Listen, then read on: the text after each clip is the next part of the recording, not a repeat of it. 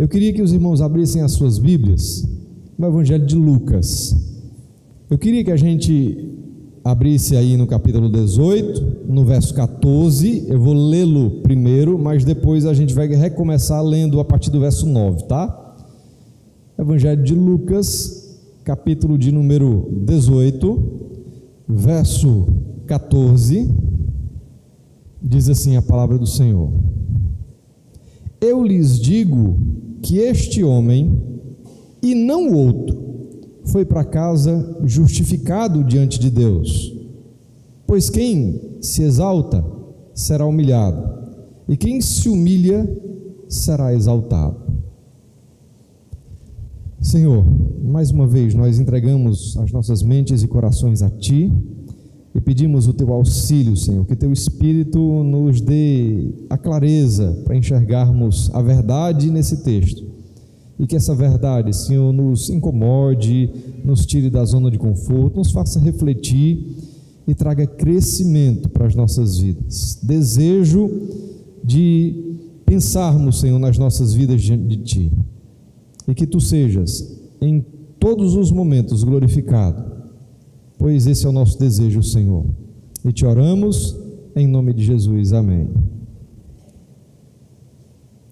O verso 14 está dentro do contexto da parábola do fariseu e do publicano contada por Jesus aí no Evangelho de Lucas. Essa parábola, assim como a parábola anterior da viúva persistente, é apenas encontrado aqui no Evangelho de Lucas. Você não encontra essas duas parábolas nos outros evangelhos. E elas têm, então, o propósito de falar sobre oração, de busca a Deus, de como a gente deve se chegar diante de Deus. E ela é feita dentro da caminhada de Jesus ali para o seu propósito, ali culminando na cruz do Calvário. Por que eu pedi para a gente ler primeiro o verso 14? Porque o verso 14, se você tiver um pouquinho de cuidado para observá-lo, você vai perceber que dois homens entram no templo de Jerusalém. Os dois homens têm o mesmo propósito, eles vão para orar, eles vão para buscar a Deus. A gente vai ver isso no começo do texto, ali no verso 9. Dois homens com o mesmo objetivo, com o mesmo propósito, buscando a mesma coisa, mas apenas um volta para casa diferente. Apenas um volta com a sua comunhão restabelecida, com ligação com Deus, com a bênção do Senhor. O outro volta achando que está tudo certo, mas que não tem nada certo na sua vida. Pelo contrário, Jesus vai dizer que esse foi reprovado por Deus e não o outro. Esse que achava que estava tudo bem, que estava tudo certo, que estava tudo ok, foi aquele que não foi justificado, foi aquele que não encontrou graça, foi aquele que voltou para casa pior do que estava, sem perceber, mas que no seu dia a dia religioso, ele achava que estava tudo bem com Deus, tudo nas mil maravilhas. Ele achava que fazendo o que ele fazia, cumprindo o que ele cumpria, ele estava resolvido bem da vida dele diante de Deus. Eu sei, irmãos, que os irmãos estão cansados de ouvir a minha pergunta. Vocês sabem o que estão fazendo aqui?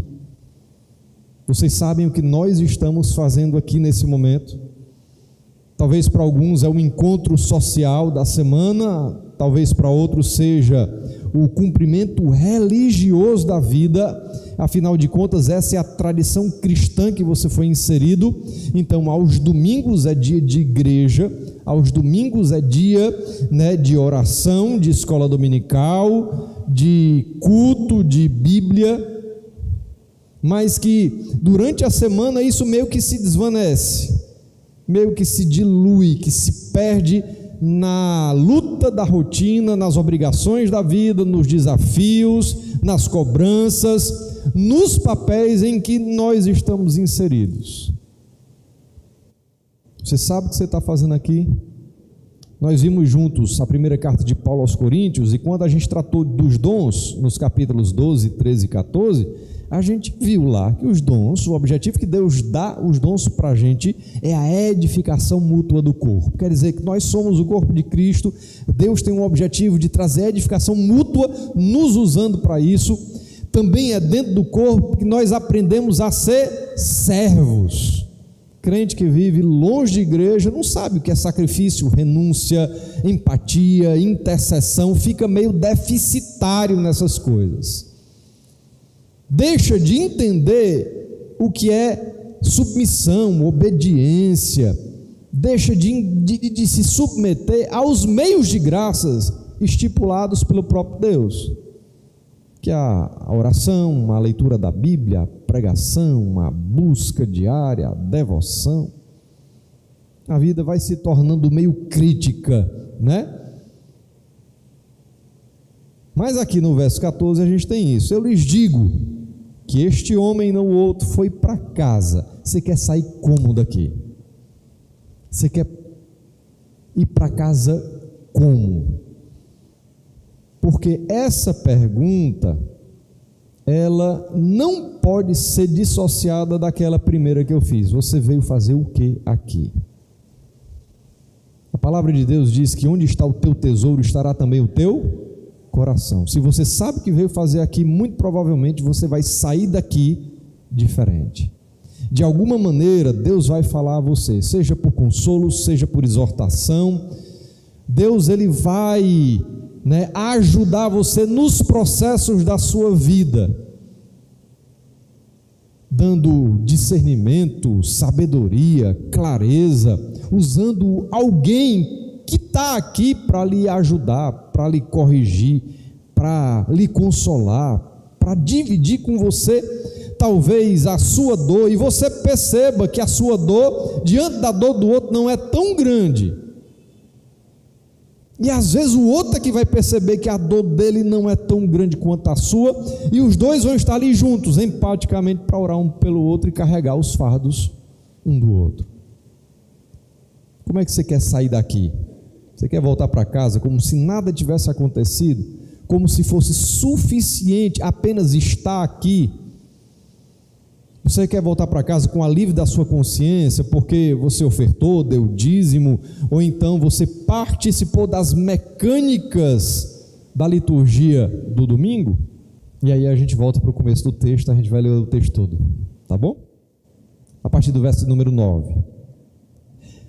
Alguns que confiavam em sua própria justiça e desprezavam os outros, Jesus contou esta parábola. 2 homens subiram ao templo para orar. Um era fariseu e o outro publicano. O fariseu, em pé, orava no íntimo: Deus, eu te agradeço, porque não sou como os outros homens, ladrões, corruptos, adúlteros, nem mesmo como este publicano. Jejuo 2 vezes por semana e dou o dízimo de tudo quanto ganho. Mas o publicano ficou à distância. Ele nem ousava olhar para o céu, mas batendo no peito, dizia: Deus, tem misericórdia de mim, que sou pecador. Eu lhes digo que este homem, e não o outro, foi para casa justificado diante de Deus, pois quem se exalta será humilhado, e quem se humilha será exaltado. Algumas considerações para dar o contexto para os irmãos. Jesus está falando um conteúdo que ele queria que os seus discípulos entendessem por meio de parábola. Ele pega e conta uma história a partir de algo do dia a dia. Afinal de contas, o judeu, ele ia para o templo para orar. O fariseu, pelo menos 2 vezes por semana, mas o judeu ia para o templo para orar, às vezes nos horários fixos de oração e às vezes em horários extra, mas essa era uma realidade. E Jesus pega 2 pessoas que são conhecidas socialmente, 2 personagens conhecidos socialmente, mas que são extremamente opostos entre si. Jesus pega o fariseu, que é aquele que está ali dentro da cúpula religiosa, um dos líderes religiosos da época, aquele que cumpria os rituais da lei e que tinha um domínio da escritura, aquele que socialmente era respeitado, visto como alguém diferenciado, santo, puro, que devia ser observado. Era um modelo da sociedade. Ao mesmo tempo, ele vai pegar o publicano, que era considerado pela opinião pública geral como uma pessoa que vivia em flagrantes pecados. Era um vilão da nação, porque ele tinha se tornado funcionário de Roma e, por meio da coleta dos impostos, ele se tornava corrupto, pedindo mais do que era devido, extorquia o próprio povo, e os judeus olhavam para eles como alguém, cheios de pecado, cheios de vício, e equiparavam os publicanos aos gentios. É como se os publicanos não fossem mais do povo de Deus, eles fossem como os gentios, pagãos. Então a gente está aqui numa história que traz uma verdade que deve ser então apreendida pelos discípulos. Os dois grandes personagens dessa história é o fariseu e o publicano, duas pessoas totalmente diferentes. O fariseu passava na rua, o povo parava para ver. E se a gente lembrar bem dos embates de Jesus com os fariseus, e Jesus traz muito à tona isso, a gente vai perceber que os fariseus eram aqueles que estavam nas praças, nas esquinas, mostrando a sua santidade, porque eles não tinham o objetivo de buscar a glória de Deus, mas eles buscavam a glória pessoal. Então muitas vezes eles estavam orando nas praças, nas esquinas, para serem reconhecidos. Ao mesmo tempo, os fariseus eles tinham um zelo pela lei, eles jejuavam. A lei dizia que o povo devia jejuar pelo menos uma vez por ano. A lei dizia que o povo tinha que dar o dízimo sobre aquilo que se plantava. Mas esse fariseu especificamente, ele vai dizer que jejua pelo menos 2 vezes por semana, não é uma vez por ano, e ele vai dar o dízimo de tudo o que ele comprava. Todas as transações comerciais do fariseu terminavam em dízimo. Se ele fosse para a feira e comprasse coentro, ele dava o dízimo do coentro. Era um homem que excedia em muito aquilo que era requerido pela lei de Moisés. E esses dois homens têm um objetivo: olha, está na hora, vamos para o templo, vou orar. O objetivo deles era irem para o templo para orar. Os dois tinham o objetivo de buscar a Deus no templo por meio da oração. Eu não sei se vocês se lembram, mas eu já comentei aqui algumas vezes que nesses anos de pastorado dá para a gente discernir a maturidade espiritual de uma pessoa, a maturidade bíblica de uma pessoa, a maturidade da sua comunhão com Deus por meio de uma oração. Na minha caminhada, a oração revela isso.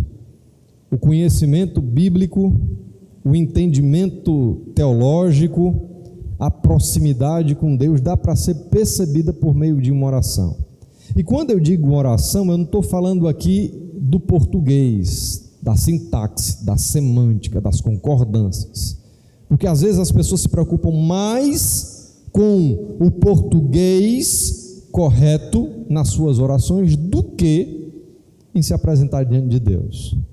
Eu estou falando aqui daquela oração que a gente faz diante de Deus. Dá para saber se ela é mecânica, dá para saber se ela é superficial, dá para entender o seu nível de entendimento da Escritura a partir do que você ora, de como você ora. É só, por exemplo, a gente ler os Salmos. Os salmistas não são versados em teologia, eles não passaram por uma escola teológica. Os salmistas, eles não foram treinados, na interpretação da Escritura. Mas a gente vê a sinceridade, a humildade, a honestidade, o quebrantamento, a gente vê as preocupações, as aspirações, a gente vê o coração de cada um. A gente vê que eles conseguem fazer os links da soberania de Deus, do cuidado de Deus, do olhar de Deus. A gente, por exemplo, abre o Salmo 139 e eu fico admirado como Davi conseguia entender o significado de soberania, de onisciência, de onipotência, de onipresença. Está lá, ele não fala os termos teológicos, mas está tudo lá. Ele fala da soberania de Deus, do Deus que tudo vê, do Deus que tudo sabe, do Deus que tudo pode. Está lá. Ele consegue perceber quem ele é, a diferença entre ele e o Criador, a santidade de Deus e a pecaminosidade do seu próprio coração. A gente vê, por exemplo, que quando Davi está diante de Natã, a oração que ele faz diante de Deus é: pequei contra o Senhor. É uma oração simples, sintética, pequena. Quantas vezes a gente acha que por muito falar a gente vai ser ouvido? Mas ao mesmo tempo, no Salmo 51 a gente vê como é que está o coração de Davi, o temor de Davi. Davi teve a experiência dele com Saul, vê o que aconteceu com Saul, ele vai dizer: não tire de mim o teu Santo Espírito, purifica-me com hisopo e ficarei limpo. Ele se lembra do que aconteceu com Saul. Olha, o Senhor não quer sacrifícios agradáveis a Deus, são um coração contrito, um espírito quebrantado. Saul foi oferecer sacrifícios, Davi queria oferecer o seu próprio coração. Saul quis estar bem com o povo, Davi queria estar bem com Deus. E ali a gente consegue enxergar o retrato de quem é quem, por meio da oração. E aqui no capítulo 18, nessa parábola, a gente vai ver o retrato do coração desses dois homens, do fariseu e do publicano. O fariseu provavelmente entrou no templo com sua roupa impecável, com as suas roupas limpíssimas, por conta, da preocupação com a purificação. Ele entrou lá com o seu andar, de santidade, ele entra lá. O texto vai dizer, vamos lá: 2 homens subiram ao templo para orar, um era o fariseu e outro publicano. O fariseu em pé. Quando você vai para o original, você consegue entender que o fariseu fica num lugar do templo que ele possa ser visto pelas pessoas. Ele fica num lugar do templo que ele chama a atenção, em pé. Ele está lá, em pé. Ele quer ser visto, ele quer ser reconhecido, ele quer que os olhos estejam voltados para ele. Ele está lá, mas ele quer chamar a atenção, ele quer que por meio da sua oração as pessoas possam entender que ele é grande, que ele é bom, que ele é maravilhoso. Em pé, lá no meio, para chamar a atenção. Orava no íntimo. No original, a ideia é que ele falava para si. Ele falava para ser ouvido. Ele falava para que as pessoas ouvissem o que ele estava falando. Ele vai dizer, olha o conteúdo da oração dele: Deus, eu te agradeço. Ele começa, agradecendo a Deus. Deus, eu te agradeço. Te agradeço pela comida que o Senhor tem me dado. Te agradeço pela saúde que eu tenho. Te agradeço porque o dia foi uma bênção. Te agradeço porque as tuas misericórdias se renovaram a cada manhã. Te agradeço porque o Senhor perdoou os meus pecados. É isso que ele agradece? O fariseu vai mostrar quem ele é por meio da sua oração. Eu te agradeço. Ele agradece a Deus por quê? Porque ele é melhor do que o outro. Porque ele não é como os pecadores. Ele agradece a Deus porque ele é santo, diferente. Olha aí. Eu te agradeço porque não sou como os outros homens. Nossa, irmãos. Senhor, eu te agradeço porque eu não sou. Estou olhando para todo mundo aqui. Está todo mundo junto. Eu te agradeço, Deus, porque eu não sou como ninguém aqui. Sou diferenciado. Nasci numa forma diferente. Sabe por quê? Porque o fariseu, ele olhava para si como alguém que não tinha pecado, e ele olhava para os outros homens como pecadores. E ele vai dizer: ladrões, corruptos, adúlteros. Aí ele vê lá no fundo o publicano, que a gente vai perceber que ele se comporta de uma forma diferente do fariseu. Ele fica ao fundo, ele fica cabisbaixo, ele não ousa olhar para o céu, a cara é de dor, de quebrantamento. Ele olha para o publicano, não entende o que é que aquele publicano está fazendo ali no templo. Ele olha para aquele publicano e não entende por que ele está se aproximando diante de Deus. Muito obrigado porque eu não sou como os outros homens. Muito obrigado porque eu não sou como um ladrão, como um corrupto, como um adúltero, nem como aquele publicano. Eu sou diferente. Diferente. Interessante, irmãos, é que Jesus, ele conta esta parábola para poder ensinar para os seus discípulos não serem como alguém que confia em sua própria justiça e despreza os outros. Olha como começa a parábola. Alguns que confiavam em sua própria justiça e desprezavam os outros, Jesus contou esta parábola. Jesus conta essa parábola exatamente para que a gente não confie na nossa própria justiça, para que a gente não despreze o outro, para que a gente entenda o que o apóstolo Paulo vai dizer lá em Romanos, capítulo 3, que todos pecaram e destituídos estão da glória de Deus, para que a gente entenda que por mais que a nossa vida possa ser aos nossos olhos mais correta do que do outro, se a gente errar em um aspecto, a gente é tão pecador quanto o outro. Porque muitas vezes, irmãos, nós temos o nosso coração, o nosso comportamento semelhante ao dos fariseus, semelhante a este fariseu. É o que eu tenho visto, irmãos, por exemplo, nessa guerra de narrativas, batendo no peito, se achando melhor do que um de esquerda, né? Não, eu sou de direita, sou conservador, não sou como aquele miserável ali de esquerda, né? Porque parece que a questão política está acima da questão bíblica.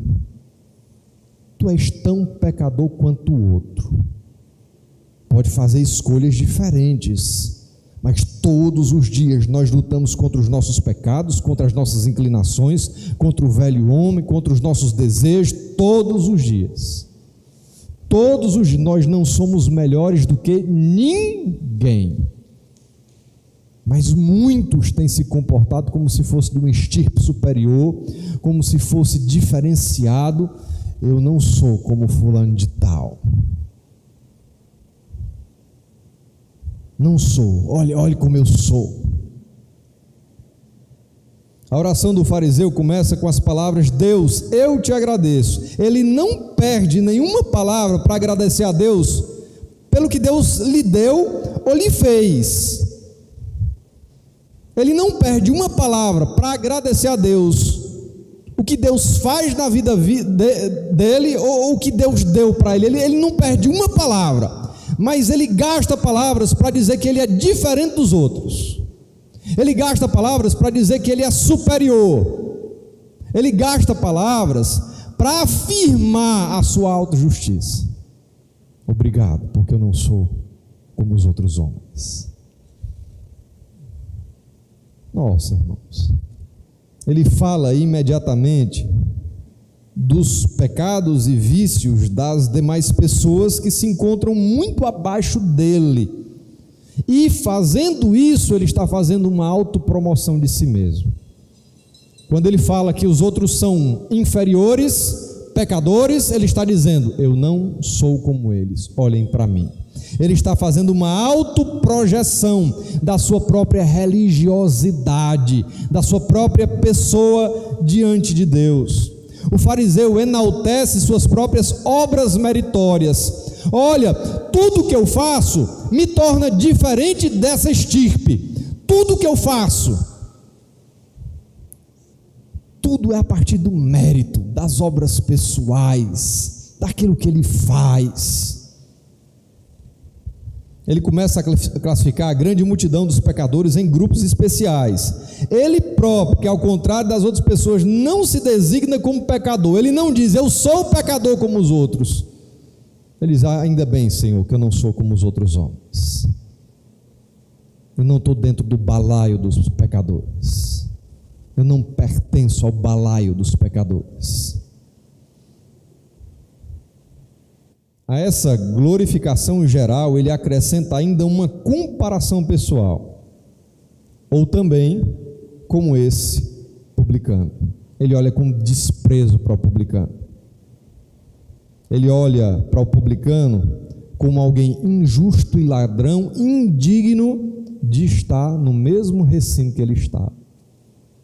Ainda bem que eu não sou como fulano de tal. Quantos crentes às vezes olham assim para os seus irmãos? Ainda bem que eu não sou como fulano de tal. Ainda bem, sou diferente.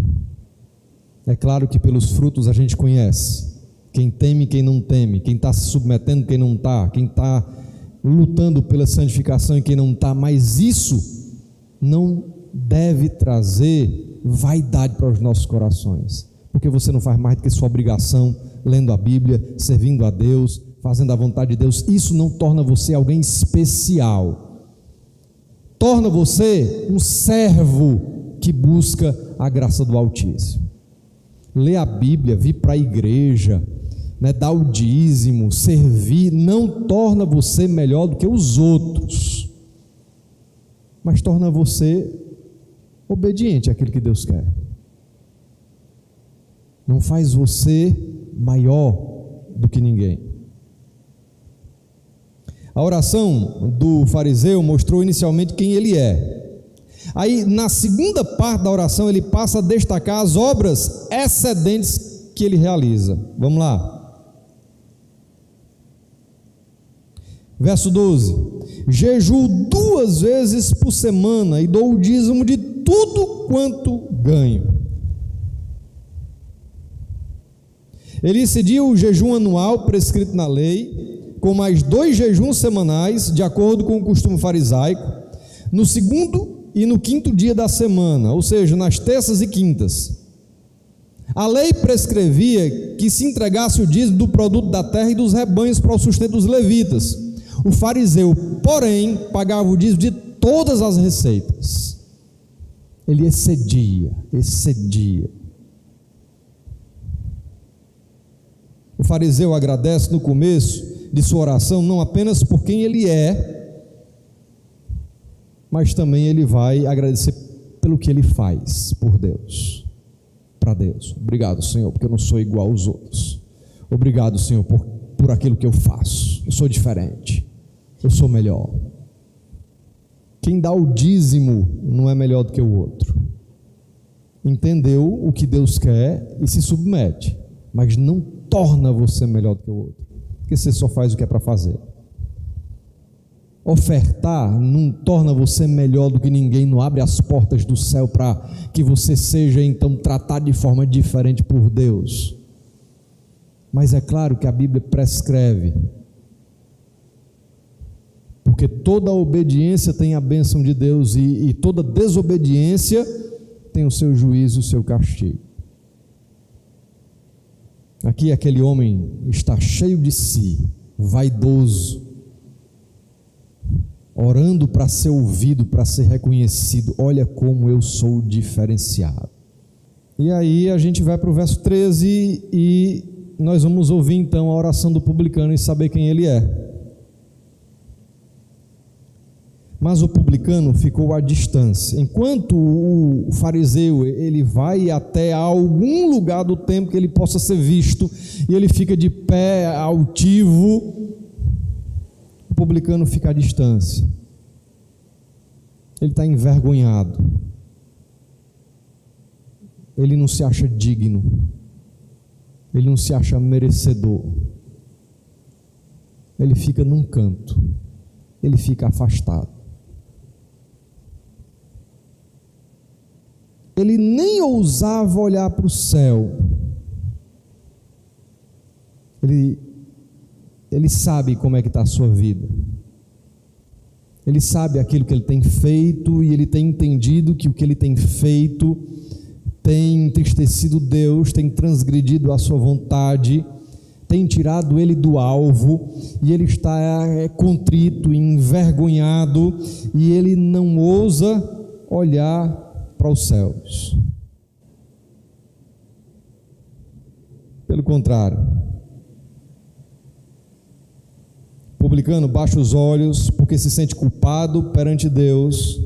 O motivo de não orar de olhos levantados é evidenciado também pelo fato de que golpeava o peito, batendo no peito. A ideia no grego é que ele estava com uma contrição dolorosa e arrependida. Nessa contrição ele bate no peito de olhos e cabeças abaixados. O publicano tampouco consegue formular muitas palavras. A oração dele não tem muitas palavras, porque ele quer de Deus o quê? Misericórdia. Ele é um pecador em busca de misericórdia. Ele é um pecador em busca de perdão. Ele é um pecador em busca da graça, que só Deus pode dar. Só Deus pode dar. Ele nem ousava olhar para o céu, mas batendo no peito dizia: Deus, tem misericórdia de mim, que sou pecador. O publicano tem consciência disso, de que ele é pecador. O fariseu não se acha pecador, o publicano tem consciência do seu pecado. O fariseu se acha auto-justificado. O publicano é um injusto diante de Deus, alguém que não é digno de estar na presença do Altíssimo, porque ele é pecador. Na sua oração, ele não faz promessas de mudanças, ele vai buscar misericórdia, ele vai se entregar, ele vai se derramar, ele não vai atrás de qualquer direito, ele não vai reivindicar, ele não vai exigir, ele não vai decretar, ele não vai inventar alguma coisa que faça com que Deus olhe para ele de uma forma diferente. Ele sabe que somente é pela graça de Deus que ele consegue então um perdão. Ele então rende-se inteiramente às mãos de Deus com profunda dor. Ele exclama: Deus, tem misericórdia de mim, pecador. Deus, tem misericórdia de mim, pecador. Esse é o clamor do aflito, daquele que não tem nada, que não pode oferecer nada, daquele que reconhece a sua própria nudez, a sua própria concupiscência, os seus próprios fracassos. Essa é a oração daquele que clama pelo Deus que pode mudar a sua vida, o seu coração, a sua sorte, o futuro.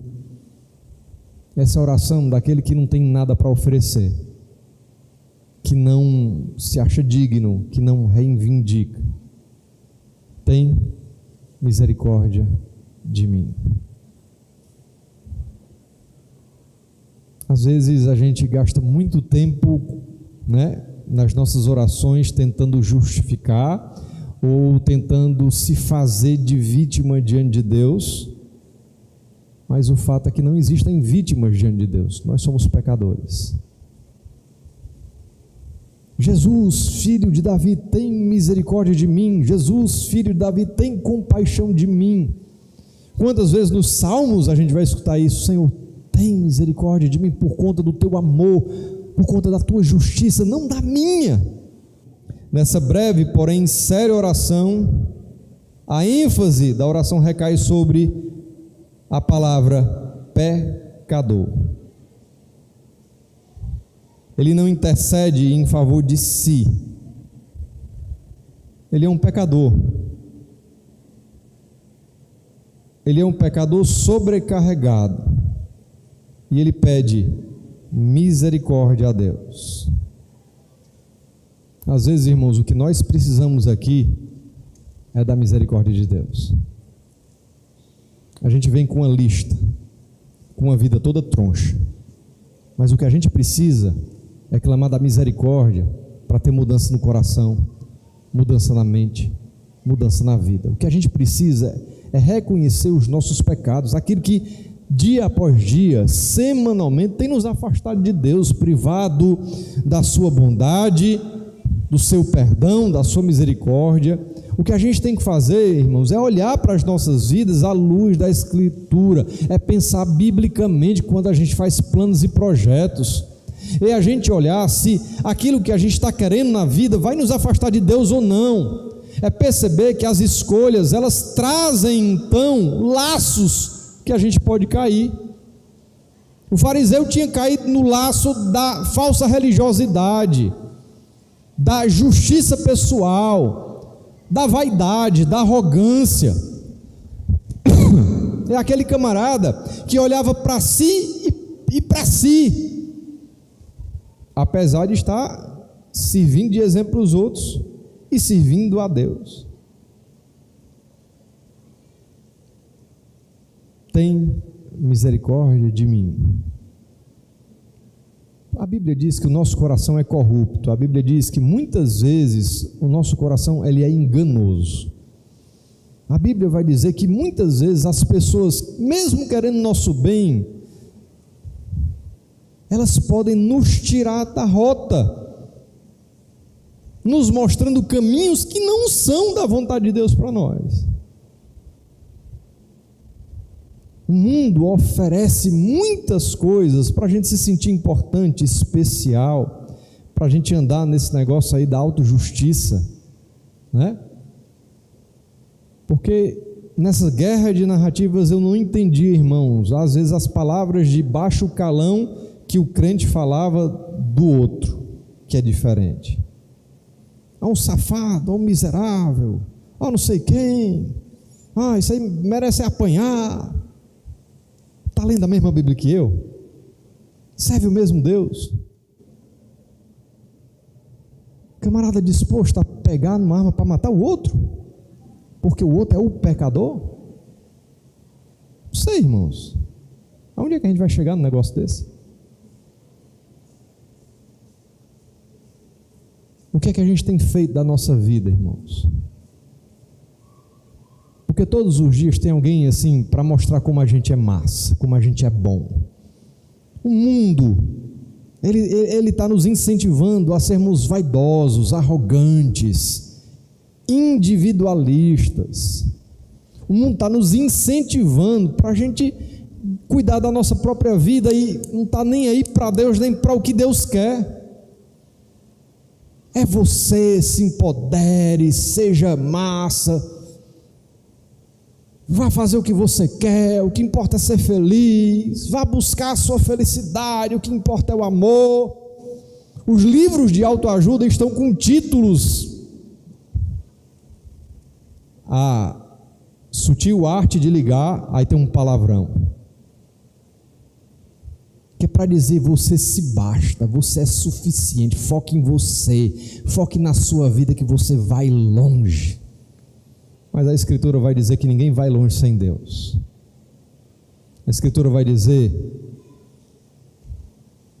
que o homem que não confia em Deus é como a erva. Ele não nota, mas ele nasce de manhã e à tarde já não existe mais. Mas que aquele que espera no Senhor, esse sim, verá a eternidade. Os salmistas vão muitas vezes se indignar vendo os injustos prosperarem, mas sempre a mesma conclusão: que Deus tudo vê, que a justiça é do Senhor e que no final triunfará aqueles que são humildes diante de Deus, aqueles que alcançaram graça, perdão, favor. O mundo está querendo ensinar que é pelo aparência, pelo falar, pelos títulos, que você deve ser reconhecido. Não que isso não seja importante, irmãos, também, mas isso é uma falácia. A coisa maravilhosa que nós temos que ver na Escritura é que aqueles que pertencem a Deus um dia escutarão: vinde, benditos do meu Pai. Vinde, benditos do meu Pai. Não há nada maior, melhor, mais glorioso, mais tremendo, que traga mais alegria, mais realização do que estar no centro da vontade de Deus. E estar no centro da vontade de Deus vai muitas vezes fazer com que você questione a sociedade, questione a cultura, questione a pressão social, questione o seu próprio coração e as suas escolhas. Por que eu estou fazendo isso? Para que eu vou fazer isso? Por que eu vou me meter nisso? Por que eu vou comprar isso? Por que eu vou para tal lugar? Por que eu vou ler tal livro? Por que eu vou assistir tal série? Por quê? A gente está em constante exame do próprio coração, constante análise, para que a gente não se perca na caminhada e se afaste de Deus. Mas o publicano ficou à distância, ele nem ousava olhar para o céu, mas batendo no peito dizia: Deus, tem misericórdia de mim, que sou pecador. E aí os dois fizeram as suas orações no templo. E os dois, então, terminando as suas orações no templo e o seu momento com Deus, eles voltam para casa. Talvez o fariseu saiu flutuando nas nuvens. Afinal de contas, ele não é como os outros homens. Ele foi ouvido pelos outros. Os outros devem ter feito: diferenciado. Cara, olha como ele está se vestindo. E ele saiu lá. Foi para casa, né, cheio de si. Essa semana eu ainda volto, que eu tenho mais para falar, né?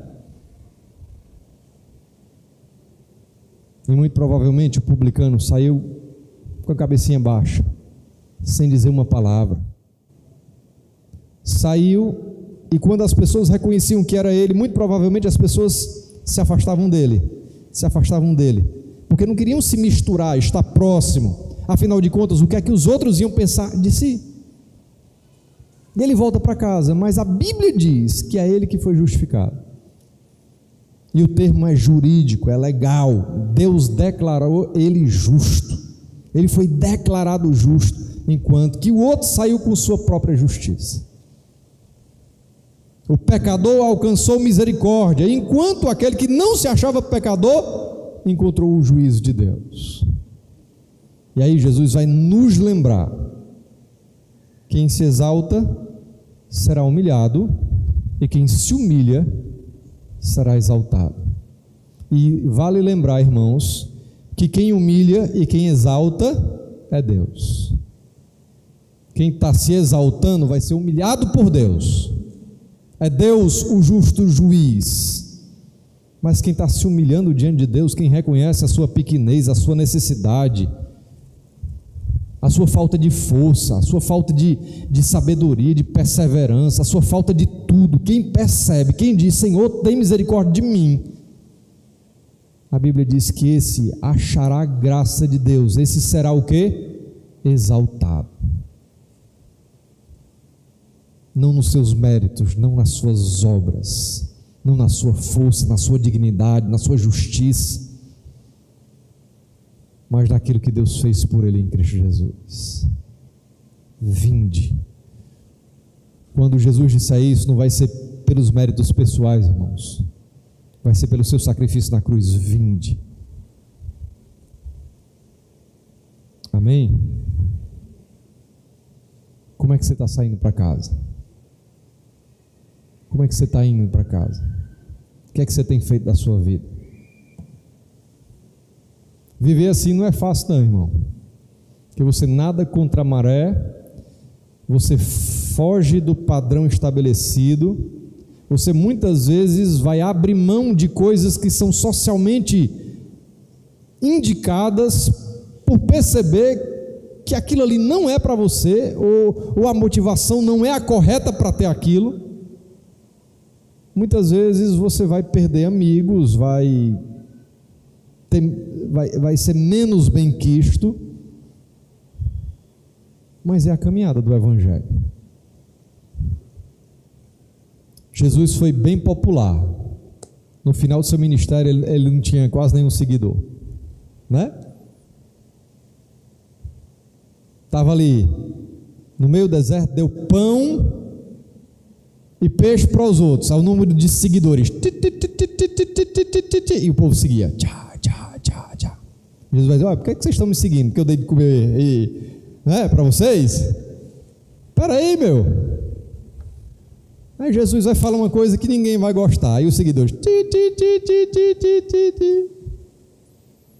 E no final, estava lá ele pregado na cruz, a galera zombando, tirando onda com a cara dele, se alegrando com a derrota dele, e os seus dispersos, um ou outro por ali, mas ele é o Rei da glória.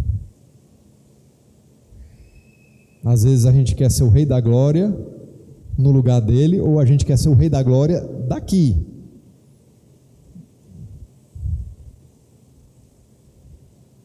Seja grande, principalmente no Senhor. Na sua profissão, no que você faz, seja o melhor para glorificar a Deus, dependa dele. Nunca esqueça de quem você é à luz da Escritura. Faça escolhas corretas que agradem a Deus.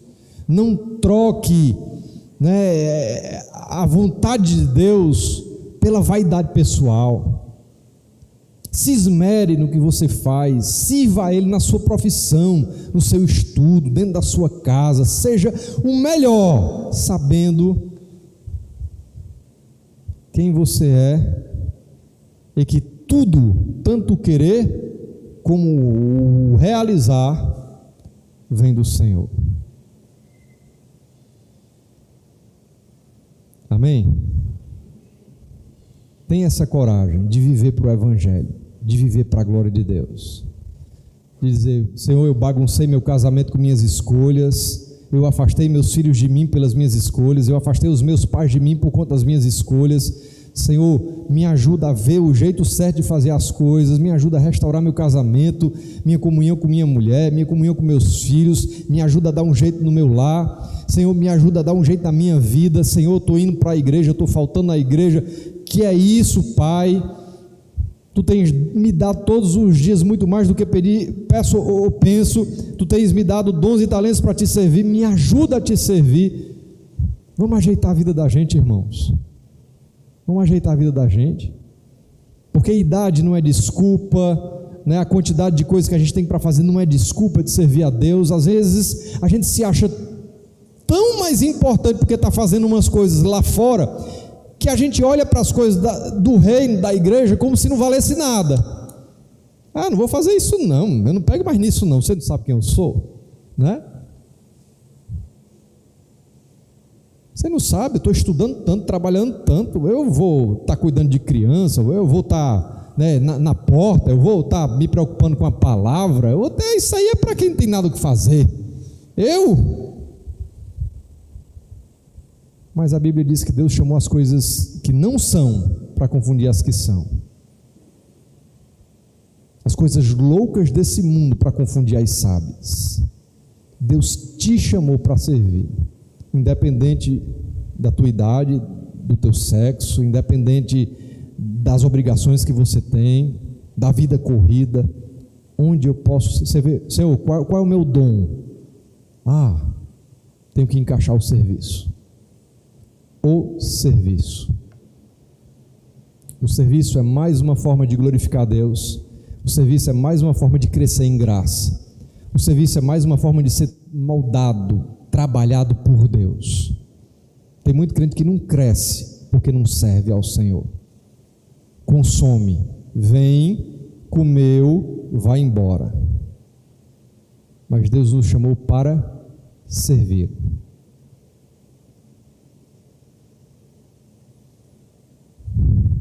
Amém? Não sei quanto tempo Deus nos tem nessa caminhada juntos, mas o que eu tenho sentido no momento é que é um tempo da gente buscá-lo ainda mais, da gente se questionar, da gente rever o coração, os propósitos, as escolhas.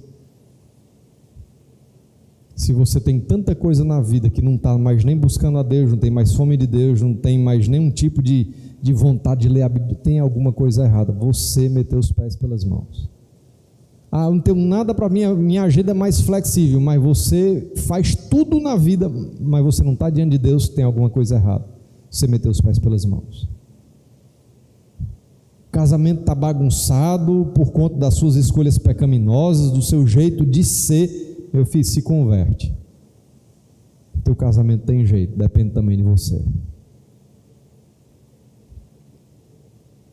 Pastor, eu não sei o que Deus quer para mim. Vamos buscar, irmãos. Porque a Bíblia diz que aquele que procura, encontra, e o que busca, acha. Amém?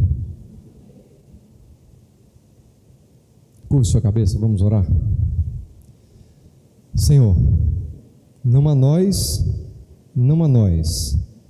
mas a Ti seja a glória. Que Tu trabalhes, Senhor, nos nossos corações, que a Tua palavra nos molde, nos transforme, nos inquiete, nos desperte, e que em tudo Tu sejas glorificado, Senhor, nas nossas vidas. Tem misericórdia de nós, que muitas vezes nos achamos superiores. Tem misericórdia de nós que parecemos mais, às vezes, com o fariseu do que com o publicano. Tem misericórdia de nós, Senhor, que perdemos o foco, que achamos que Te buscar e Te servir é perda de tempo. Tem misericórdia de nós, Senhor, que estamos tão focados no nosso próprio nome, que esquecemos do Teu nome.